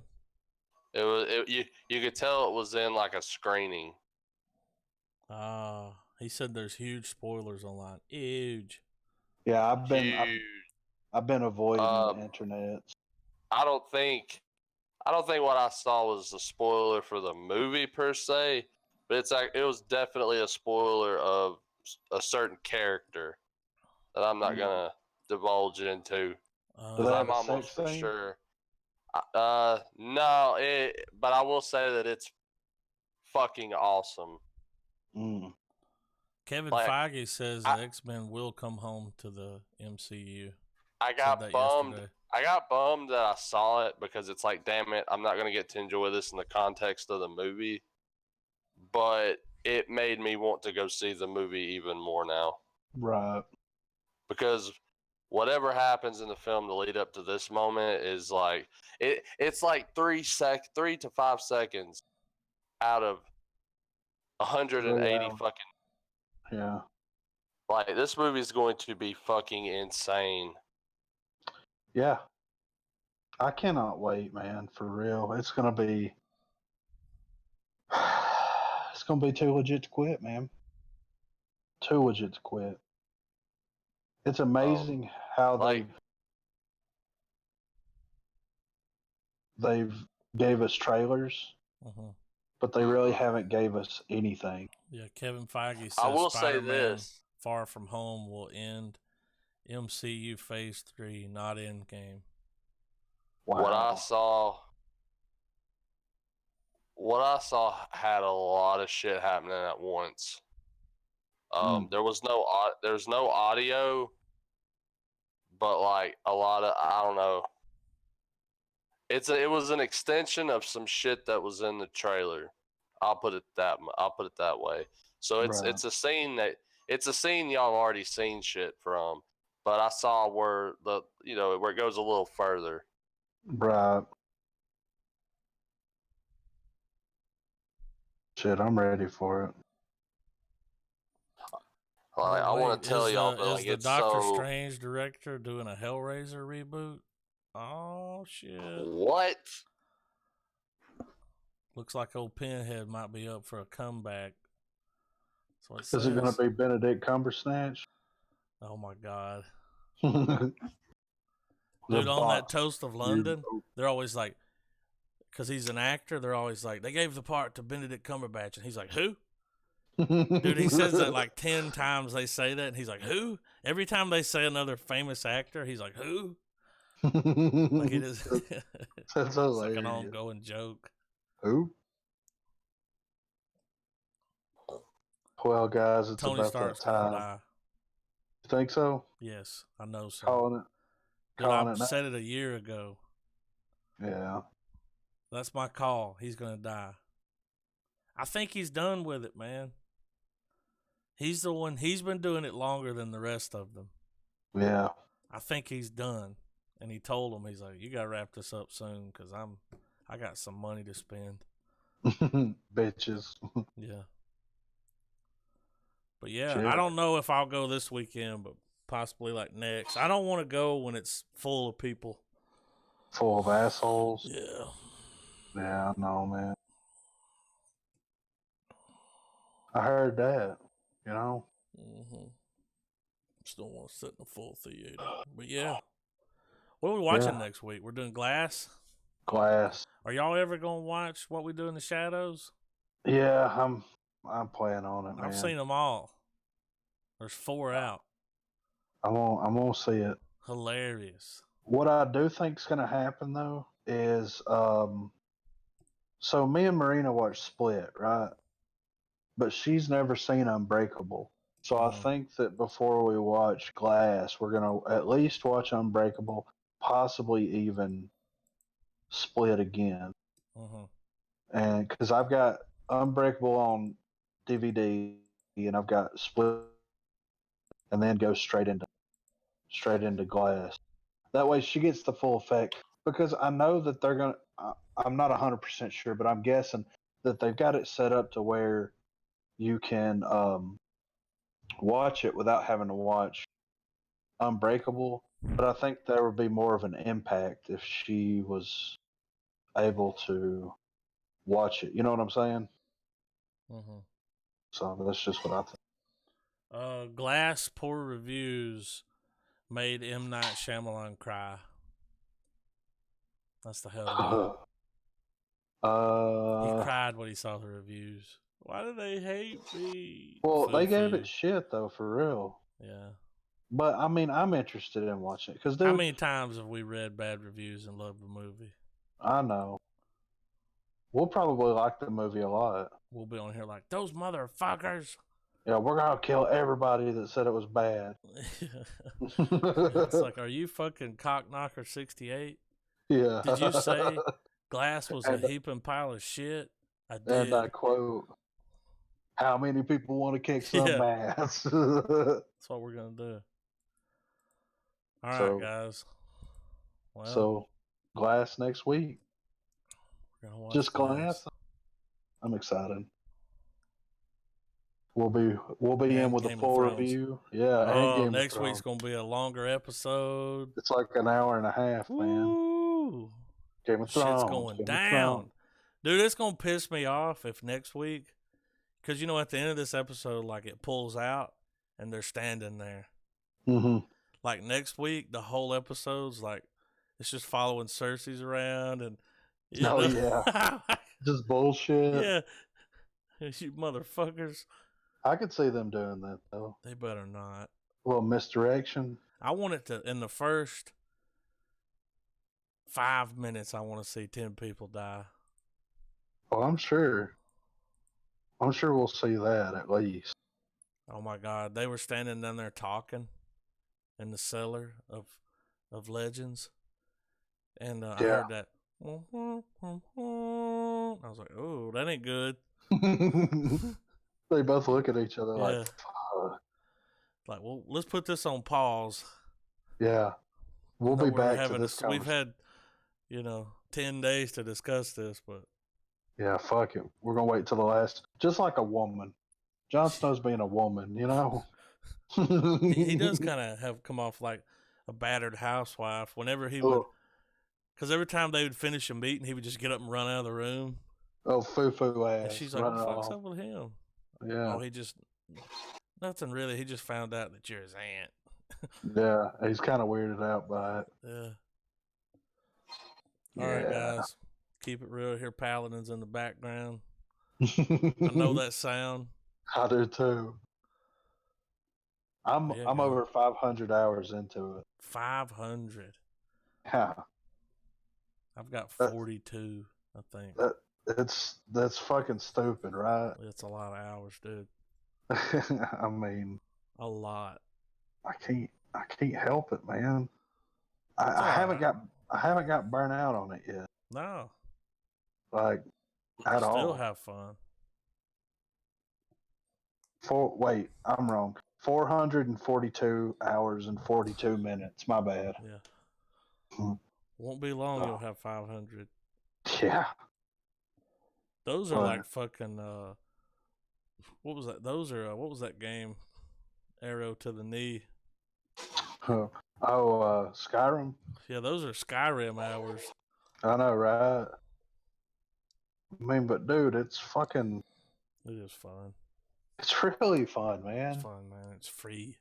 Especially when you got a crew to roll with. Shit. I wish it wasn't fucking bedtime. You'd be playing? Yeah. Yeah, in a fucking New York minute. Because I can't play Paladins. No, I like the podcast, but usually we play before we get on. And since we had, all this other stuff going on with dad time. Yeah, we didn't get the need to get him into it. Shit. He could be our fucking 4th or 5th. Oh my God. You're like, nah. I don't talk like that around normal people. Yeah. They're like, what? What's that foo-foo shit? Yeah. It would definitely be We should start a Paladins podcast and we just play Paladins while we podcast. You just hear us yelling like, what the fuck? It's just 3 hours of... They're behind us! Yeah, Adam, help me, Adam. They're behind us! Yeah. You're on the other side of the rock, move. Yeah, I can't get to you where you're at. Catch the corner of your head, something. I know. It's really fucking fun though, man. It is fun. Really fucking fun. I rack it. Yeah. I rack it a rot. They got an update coming out tomorrow, man. Oh shit. The street style update. Mm-hmm.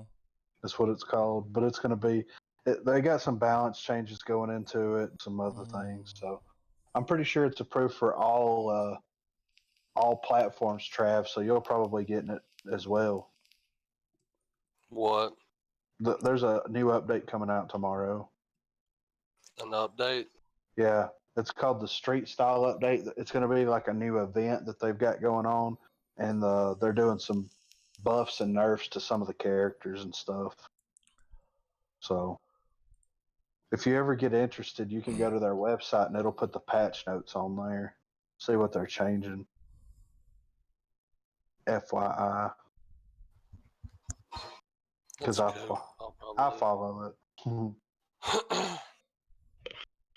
It'd be nice if Paladins could go cross-platform.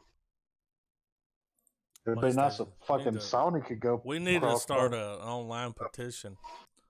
Yeah. I think they're going to get their dues. Well, I think that if they don't, they're going to be fucked. Because people are like, I'm not buying a new PlayStation. Because y'all won't let me play with my friends.